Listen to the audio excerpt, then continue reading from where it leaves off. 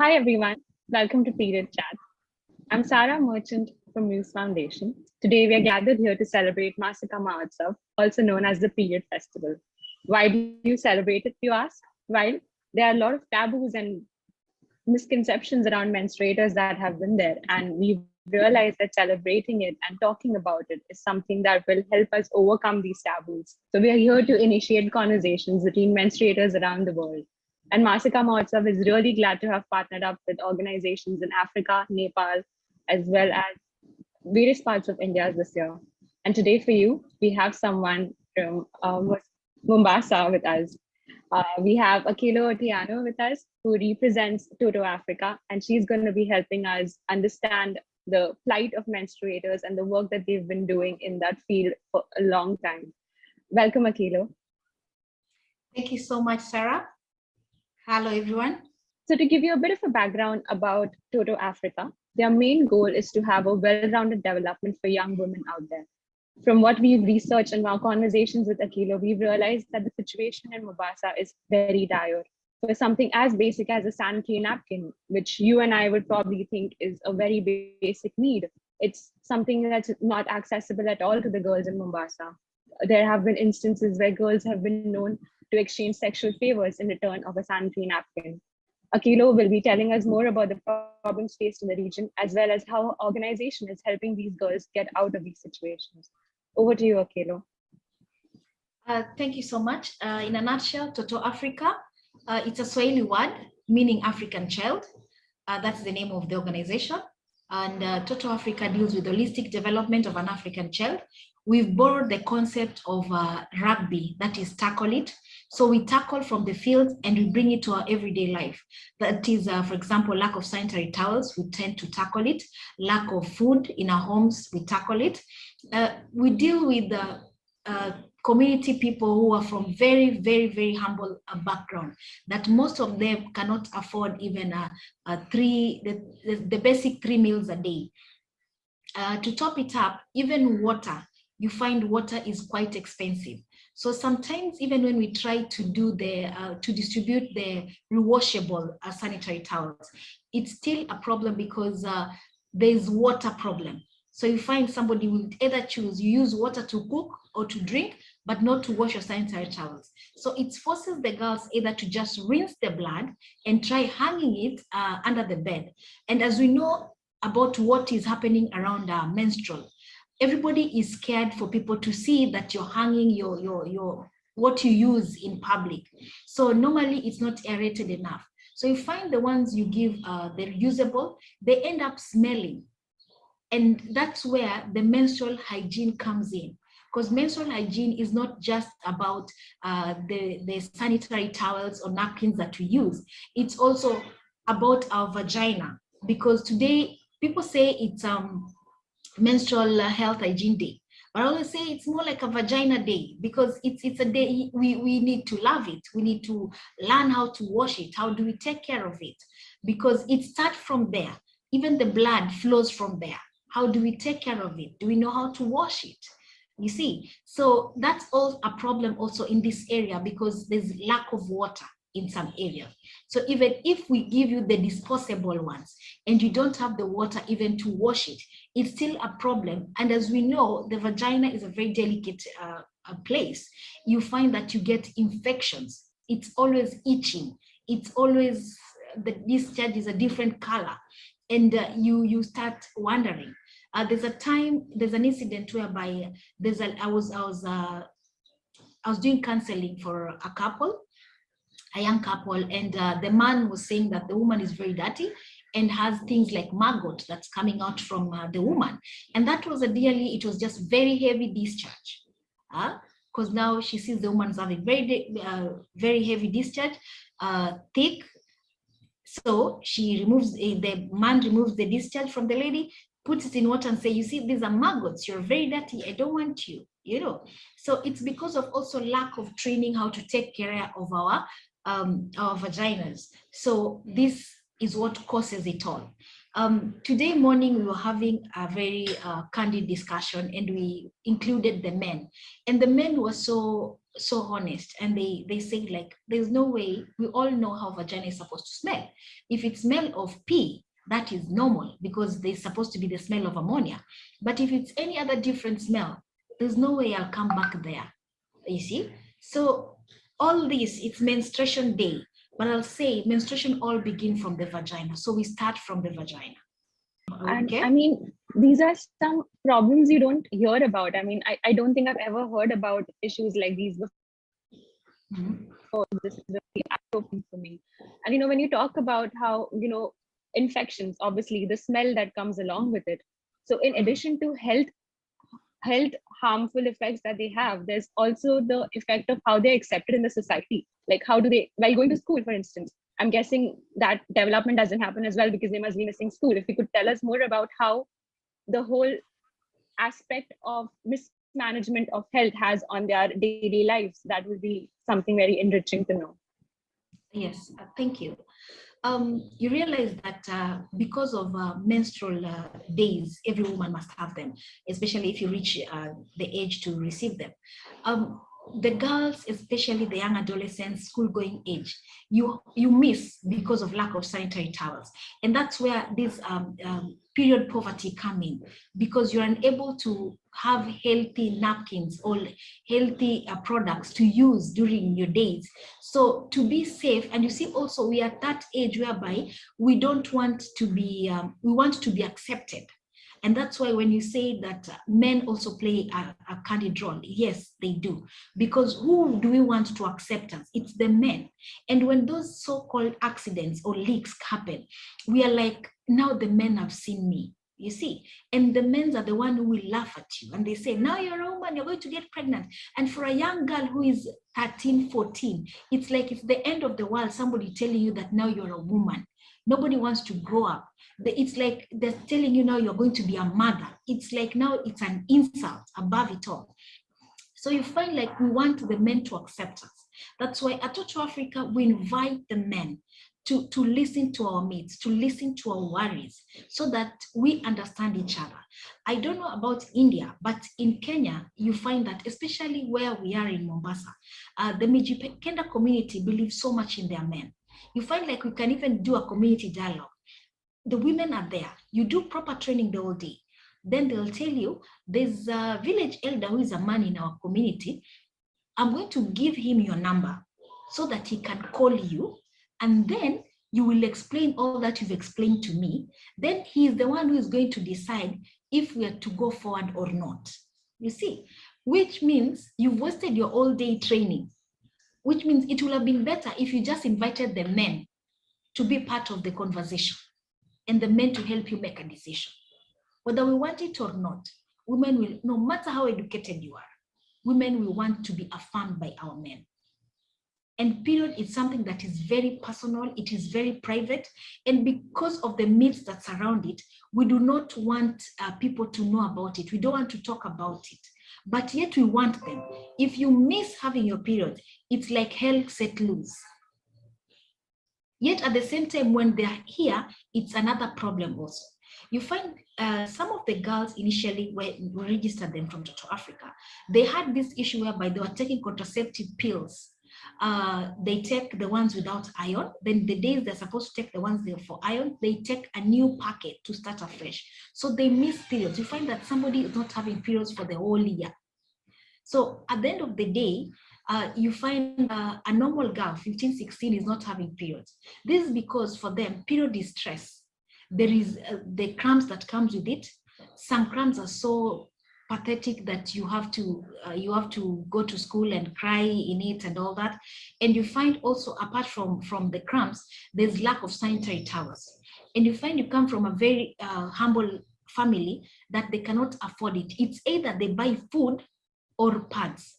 And of course, every family will go for food and not pads. So you find you have to think of how to do what? To get your own sanitary towels. Either you're registered in an organization that will provide the sanitary towels, or you have, we have the motorcycle, we call them border borders, motorbikes, the riders. They're the ones who are most rampant here. And so you find that they have sex with these young girls and they give them money for sanitary towels. And also they are the shopkeepers. You also have sex with them and they give you sanitary towels. And the girls are very honest. They'll tell you, no, we don't have sex every day. We have sex once a month. So that they give you sanitary towels. And sometimes they don't even have to give you the money to go and buy. You just tell them we need 2 packets. You see? So we are at a point that you're wondering, are we really in the 21st century or are we still in the 18th, 17th century? Because you find condom, which is we have sex for leisure. Condoms are free. In Kenya, you go to bars, there is condom dispenser. Yet it is a leisure activity. What about sanitary towels? Can't we have a dispenser for sanitary towels? Because we have those girls who have emergencies. In the supermarket, can't we have just at the entrance, we have dispensers for sanitary towels. Public places, we have dispensers for sanitary towels. Because this is an important thing. No, it was created by God or our supreme being. Nobody says that you can talk to your periods and tell it that, hey, periods, please don't come this month. I'm not prepared for you. And maybe, why don't you come after 2 years? And please just talk to me first before you come. But you see, sex, you have to sit down and decide if I'm having sex or not. So it really hurts and it really pains that we are in the 21st century, but you find that some girls do not have sanitary towels. There's a school I visited whereby they use leaves. There's a leaf that is in curve form, just curved, and it has the edge, the other end and the other end. So they break the edges and then you put it in like the way you're putting pads. But now you don't sit on the leaves because you're going to squash it. So you sit sideways, very careful, which means you cannot attend class because you might forget and squash it. We all forget. So which means you sit at a particular angle. And believe it or not, there's some places still in Kenya whereby when you're having periods, it's a place at the homestead that you're secluded and you sit there because you're dirty. You sit there, they bring for you food there. You're not supposed to touch people's food. And even there's some religions that you're not supposed to, a man cannot just touch a woman because we are not sure if you're during on your days or not, and you might make them dirty.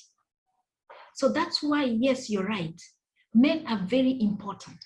If men can embrace us, that we are not dirty, but this is a biological thing, and it is very much normal. In fact, if your daughter or your woman is not receiving their menses and they're not yet in their menopause, you should ask questions and you should like say, okay, fine, what is happening? How can we go about all this?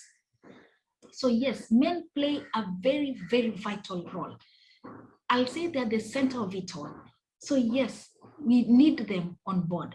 And I was very much excited with Maasika Mahotsav, right? That one of the pioneers is actually a male and a very young one for that matter, and is actually very much comfortable talking about menses and all that. And I was like, wow, we need more of that. If we can even have just 20 of them, I mean, the other men will see that it's a normal thing and they can embrace it.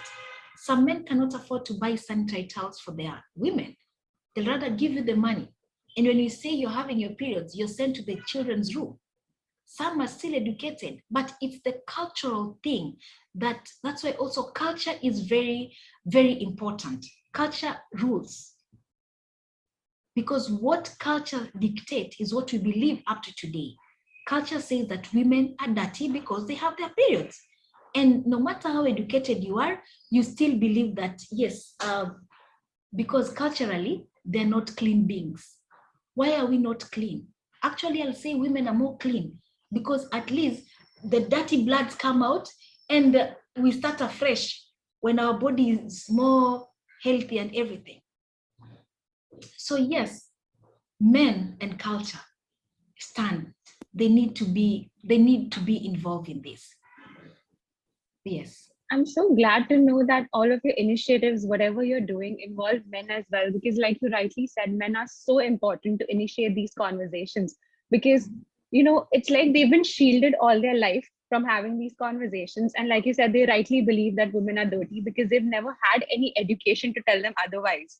And, there's just so much shyness and so much tabooness associated with periods. Like you said, how menstruators are made to stay in a different home, not meant to touch anything. That are some practices which we observe in India as well. And it is so shocking because, you would think like it's the 21st century, who does things like this? But when you really look deep down, such taboos and regressive practices are still around us. And one of the key ways that we can overcome it is by educating women and men both, because men are a cultural part and most important part of a society.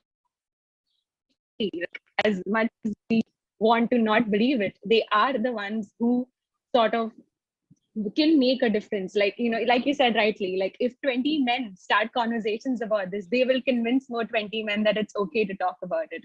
So it's amazing how you're including them in your education. Also, another part I wanted to check with you about, like the pandemic, it must have had some really bad effects on how it is. Like you said, they have an option between choosing sanitary pads or food, and food is something which all of the families will go. So the pandemic must have really affected menstruators at this point. Did you face any challenges or troubles in these testing 2 years, that almost 1.5 year that we've been through? Yes, you see, pandemic came for all of us, and pandemic did not come and tell us that menstrual health, we put a pause on it until corona has left, is when the menstrual issues will come back. So yes, the ladies continue menstruating, and getting pads was now a problem. And there's a time where there was a complete lockdown.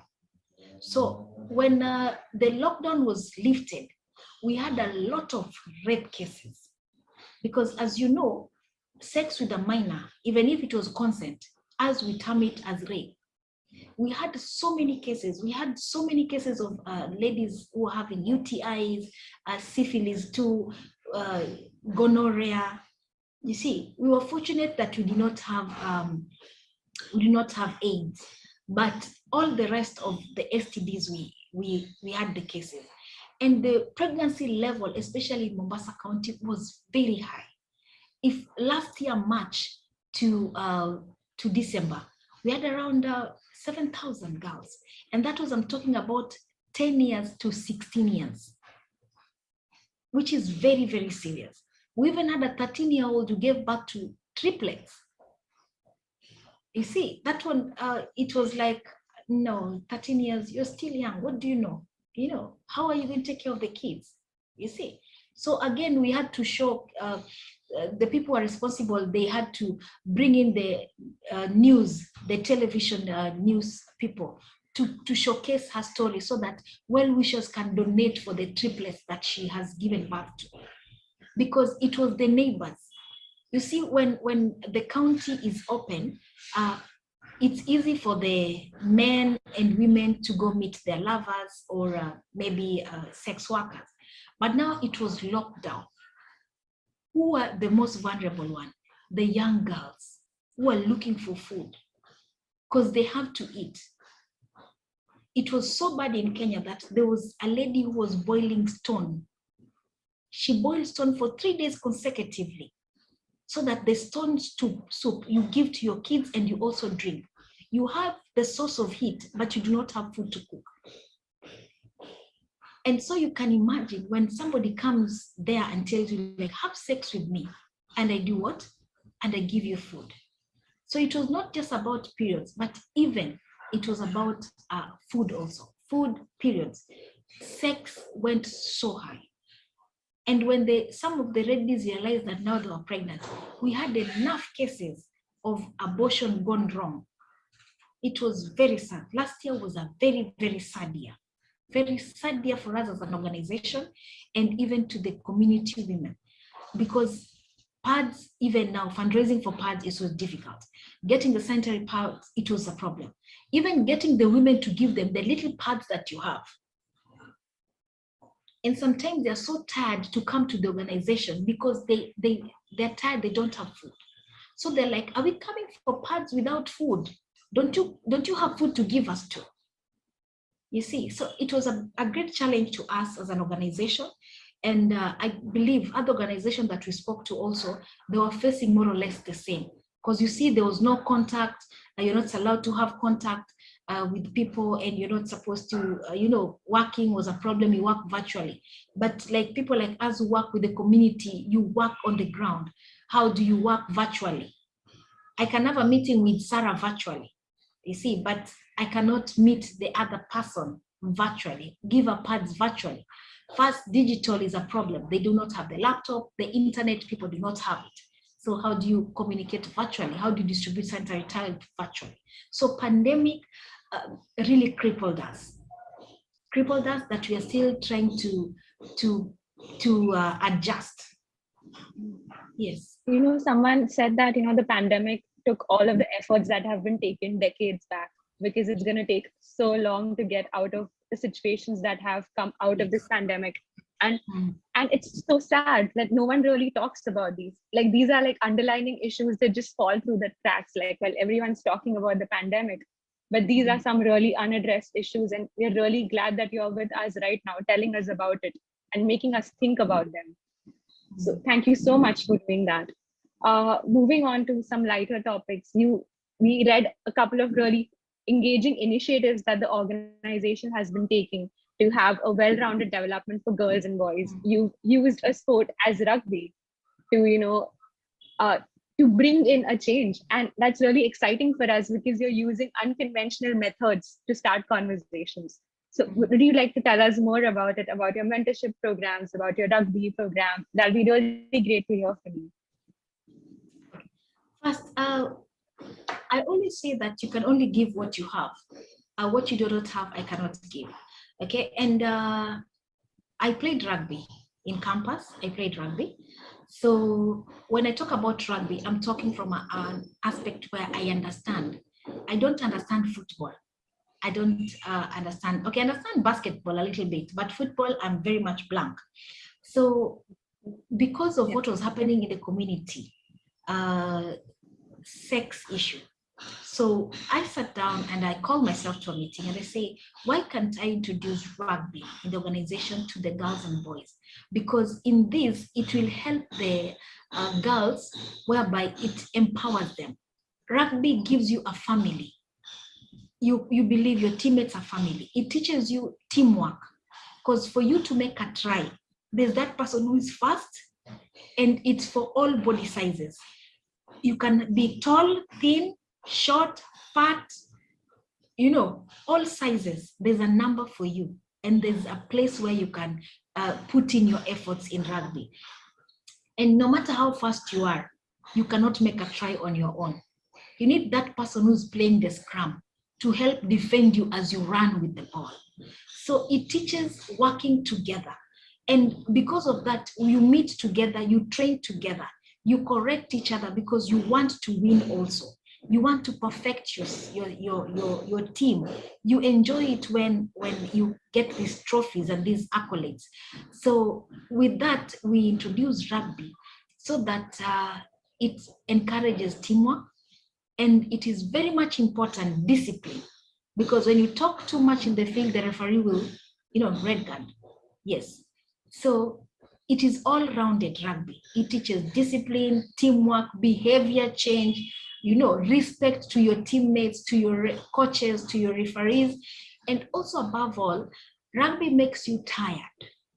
When you're from proper training, you are so tired that you do not have time to have sex. All you think of is getting food, showering, sleeping. So because of that rugby, we managed to reduce sex escapades. It was minimal now, because it was common that at least every month we have cases who had sex, who had what, who had, But now during rugby, we make sure they are tired. The coaches are thorough, they're lethal. They train, you're tired, you sweat, you run. Okay? And we divide them to age grade. We have the 7 years to 5 years. And those ones, you know, they play for fun. It's throwing the balls, just trying to get their grips about it. But also in that level, it makes them tired. Then we have under 10 who are starting to understand about movement, but also they're just enjoying throwing the ball, understanding few rules here and there, how to work as a team, how to run as a team. And then there's under 12 that now they've understood that rugby is all about passing the ball backward. And when, you know, there are 3 types of rugby. We have tag rugby. To us, we start with tag rugby. Because we do not have tags, we use our socks, the school socks. So you just put the socks on your waist. When somebody pull off that socks, you have to stop, put the ball down, and then the other person who pulled your socks can take the ball and run with it. So that is tag, that is basic for the underage. Then after that, we have touch rugby. Touch rugby is the next stage when you graduated from tag rugby, whereby you touch. You see the person with the ball, you touch them. When you touch them, they put the ball down. Then you take the ball and you continue with it. After touch rugby, we have hold. That you just hold the other person. You block them like you're holding them. You know, you're not tackling them. It's a bit of a contact, but I'll say a mild contact. After that, now we graduate to the common rugby that everybody knows and everybody is scared of. That is tackle, whereby you see somebody's tackle, the person falls down and all that. And rugby is actually addictive in a positive way. When the person has graduated from tag, touch, hold, and to the last bit of tackle, you realize whenever you tell them, can we go back and do touch? They say, no. Unless now we are doing beach rugby, because beach rugby has to be touch rugby because of the sand and next to the beach, and it's always a slow rugby where you're having fun, it's more of networking, having friends and all that.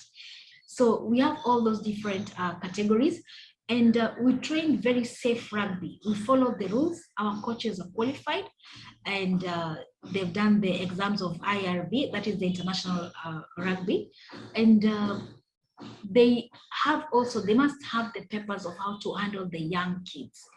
Because you see, now she wants to play, then she doesn't want to play. Now she's tired, now she wants to ask you a question. And also we have a screen whereby we show them how other players, we don't want to go so international. We show them our local rugby players. We tell them, identify with them, because they're Kenyans like you. If they did it, you can do it. Because if we use somebody from India, you can say, maybe India is developed, or Indians, they're more advanced in rugby. No. But we say, this is a rugby play in Kenya. Same opportunities, same difficulties, and this is what they're achieving. So it is possible. You can do it. We use mentors locally that you can identify with. Because if today we start saying that Oprah Winfrey, I'm saying this with a lot of respect to her, that she's the best mentor. You see, yes, she's the best mentor, but to who? You see, to the people who she meets. I cannot tell Toto Africa kids that Oprah Winfrey is the best mentor. Yes, she's the best. She's done marvelous work for the community around the world. But Toto Africa has never met her. They've never heard her speak. They can't identify with her. We can only identify with the person we see, a person we can ask questions, a person we see has difficulties like us, somebody who has conquered it like us. Yes. So in a nutshell, rugby is so much well-rounded that even without coming back to class, just in the field, you've learned teamwork, you've learned also negotiation skills, because you have to negotiate which route to take with your ball. You have to negotiate, that place is more strong. That's their stronghold. Let me take the other part. So you learn negotiation. Rugby is more of a game that you use your head than your body, than your strength. You need the strength, but you need your head more. You need your brain. It's brain work. So you learn to stimulate your brain to think, and you think on your feet.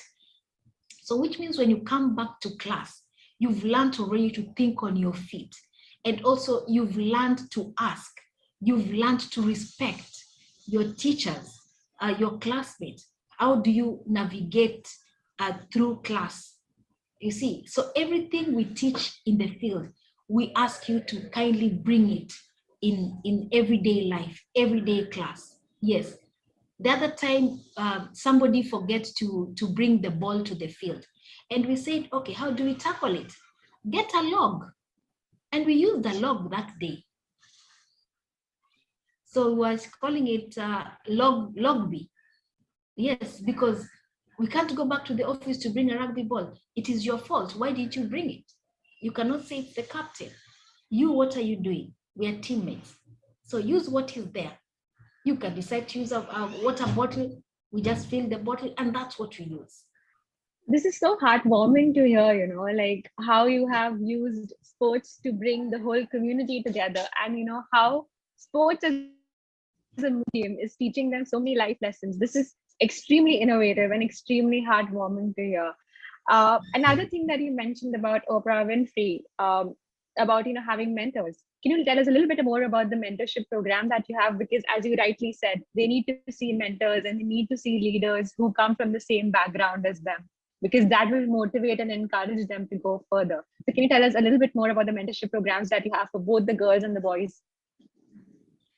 We have a mentorship whereby we have the career bit of it, and the mentor where motivational, or a person comes in, like we can invite Sarah to come and spend a day with the girls. So you see there are those lessons they will learn just by being with you without you speaking. Okay, so you find like, for example, the boys, there's a time had a lot of issues. The discipline was going low. So we looked for men. Like I always say, to teach a boy child, sometimes you need a man to teach. How do we shave? How do we deal? What does culture expect of a boy child? What does the society, the 21st century, expect of a boy child? All these are bombarding his head. He doesn't know how to navigate. And most of the boy child now, especially in our organization, they're from single parents. So you find they're always being told, you're the boy in this home. You're expected to do this. But who is showing you to do that? You said, and you also not forgetting that you're also still young. You're depending on these people to show you the directions. So we invite male from different profession or from different genders, and we normally have lunch together. So we prepare. There are no women in that meeting. It's just, we put them in age grade, 15 to 20 years. Yeah, that is the one that is most common of us doing. There's a delicacy in Kenya we call nyama choma. It's roasted goat. Okay, so we bring these men, we roast meat. Actually, they roast. These mentors, they roast together with the boys. It's a very common thing. In Kenya, we believe the men are the ones supposed to roast. You see, again, that is now culture. It's men who are supposed to roast. So they prepare the meat, they roast, then they make the ugali, then they sit down, they make kachumbari, and then they talk about male issues. Because when they're cooking and they're roasting, it's a more relaxed type of cooking also.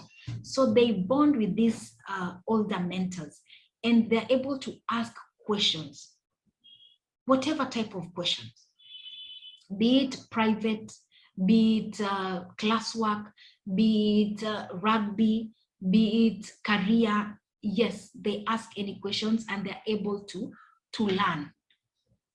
And it's easy also for them to emulate all this that is happening. And also girls, also sometimes we try to say, I know it's more of stereotyping, but yes, sometimes we do it because sometimes it's necessary. Because no matter what we say, we'll always call ourselves queens and princess, right? We'll never call ourselves kings. So yes, we bake cakes, we make tea, we sit round table, and as we talk, we take our cakes and tea, and we discuss about all the sphere.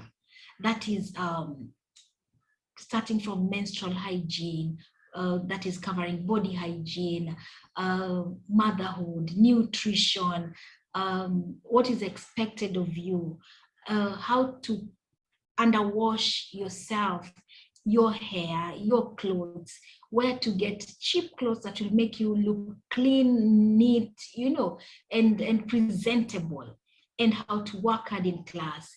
And when we go up ahead and train on economic empowerment, because a woman without economic empowerment, that's a joke, because you must have a source of income, because over-dependent is what make you a slave, and this is what give birth to GBV's issues.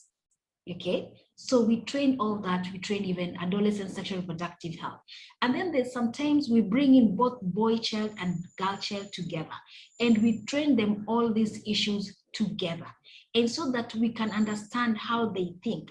Because with our experience, we realize that same topic, give it to the boy child, just boys alone, they will respond to it differently from when the same topic is given to them, boys and girls together. So we have to do this separate, and we have to do this together so that they also learn. And also another thing, we've also realized religion is also very important.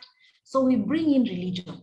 Like in the month of June, we're having an event, demystifying mental health and menstrual health myths, whereby we have to bring one ustad, that is a teacher of the Islam, and then we have a teacher of the Christian, and then we have a cultural expert, and then we have a mental health expert, and then we have a menstrual health expert. So we moderate all this, and then the girls are expected to ask questions, be it the cultural, and then we marry them together to the 21st century expectation and the result that we have. So we normally try to do that maybe after 4 months. So the next one we are doing is June 19th, and we believe it's going to be good, because mental health is also paramount in menstrual health. Menstrual health challenges causes mental health, because it is stressful when you do not have pads. It is challenging. 2 months ago, there's a 13-year-old girl who committed suicide because of she had the leaks, that is the accident. Her clothes, it was wet because of monthly periods. And it is unfortunate that the teacher laughed at her. And because the teacher laughed at her, she left the classroom and went and committed suicide. It is very sad that we lost such a 13-year-old girl who is very young, because I believe that is mental health. She could not contain that somebody is laughing at me and it is not my fault that I'm having periods. Yes. Mm-hmm. I'm actually really glad that you brought in the mental health perspective, because mental health and menstrual health is so closely interlinked. Yes. I'm really glad that you brought it up. And another thing I would really like to applaud you with, you called it stereotypical, but I think it's not easy to bring in change immediately. You have to bring in culture, you have to get them used to the change. And that can only happen when you bring in culture and religion and you slowly ease them into the change. So I'm really glad that you're bringing in the change while staying rooted in your culture, because that's what they will identify with. And I would really like to applaud you for it. It is amazing the sort of work that you're doing. And honestly, this 30-minute session has sort of opened my eyes to so many different things, because sitting so far away in India in 21st century, as we call it, you wouldn't think such thing exists. But it's so important to have these conversations to get people thinking, so that people know what challenges are lying ahead of people and how we can develop solutions. So thank you so much for bringing this to our attention and for being a part of this live. I would like to again throw it back to you. And if you have any last concluding points to make, or if any way people can help you out, or where people can look for you, if you have any pointers on that, I throw it back to you. Okay, thank you so much, Sarah, for inviting us. I know Kenya is very far from India. So yes, it was a privilege to be here and to be able to talk about such pressing issues about, I'll not say girl child, I'll say womanhood, because this is what makes us also to be women. Yes. In a nutshell, I'll say Toto Afrika is still a young organization and we have problems with funding. We'll like to invite everybody out there to come in to help us. They can come in as mentors. They can come in as trainers. At the moment, we've introduced Young Mothers program. Young mothers, the youngest mother is 15 years old and the oldest mother is 24 years old, whereby we train them on life skills, beadwork. We make earrings using beads, necklace, bracelet. We make lampstands. We make cards. We make fruit basket. We make handbags. We train on GBVs, child maintenance. We train on healing, that is mental health. How do you heal, especially if you are raped? Because also it's very common this side, maternal uncles. I've realized maternal uncles have really raped their girls, you see. And so it's very, very sad when your relative rapes you, because you still keep seeing them. You know, they don't run away. You keep seeing them, you meet them, family functions, or even they come and still visit you. So we do mental health also, how to heal. We use yoga. In our mental health program, we use yoga. Yoga is really helpful where mental health is concerned. So yes, we need those yoga mats. We need trainers in mental health, menstrual health experts. We need computers, because we're trying to teach them on computer literacy so they can be able to market their product. You know, like the coconut virgin oil, how do they sell them? So it's via, if we get the computers, we can educate them on how to use computer safety online, so they can be able to be economically empowered.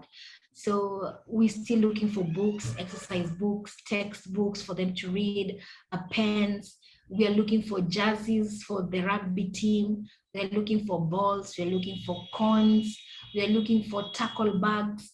We are looking for so many things for rugby that we need: the safety headgears, the mouth guards, and above all, we're looking for funding that we be able to get proper professionals so that they be full-time employees of the organization, so that we be able to take in more girls, more boys, and help in empowering them.